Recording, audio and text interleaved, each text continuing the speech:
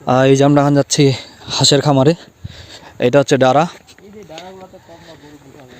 এই ডারাগুলো আগে অনেক ছোট ছোট ছিল, তো এই ডারাগুলো এখন অনেক চওড়া এবং অনেক গভীর গর্ত। আসলে কুয়াশার জন্য খুব বেশি একটা ক্লিয়ার দেখা যাচ্ছে না আশেপাশের জায়গাগুলা।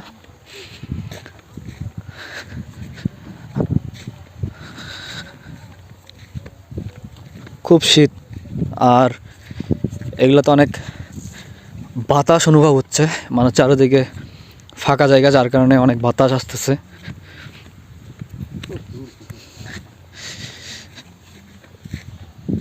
আর ওই হচ্ছে মেইন রাস্তা। মেইন রাস্তা থেকে মোটামুটি আমরা অনেক দূর চলে আসছি।